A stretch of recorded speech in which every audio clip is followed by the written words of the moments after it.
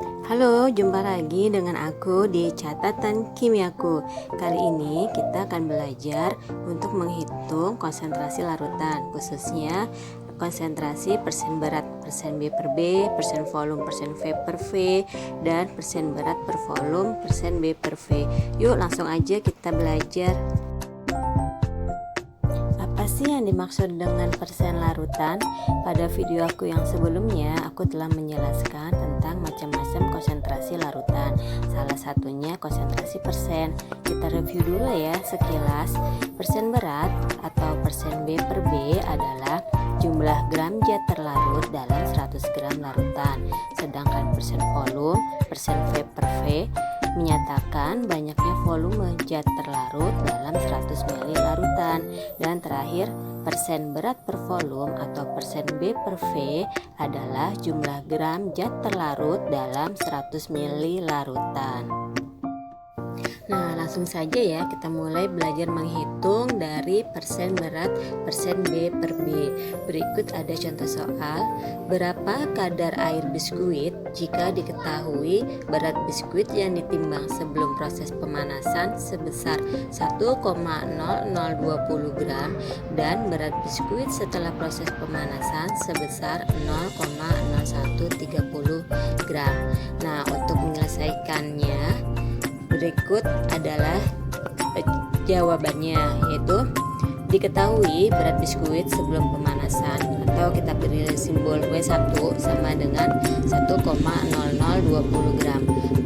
Berat biskuit setelah pemanasan dilambangkan W2 sama dengan 0,0130 gram.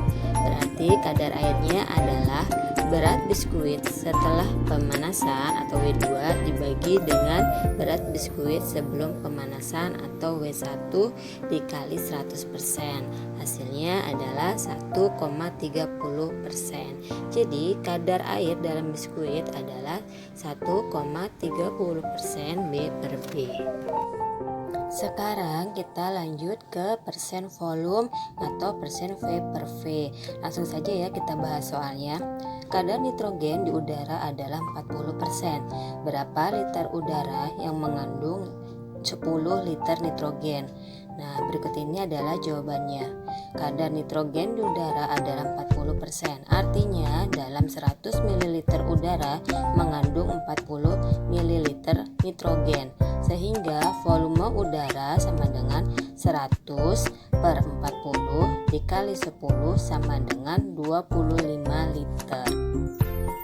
Berikutnya kita akan bahas tentang perhitungan persen berat per volume atau persen B per V.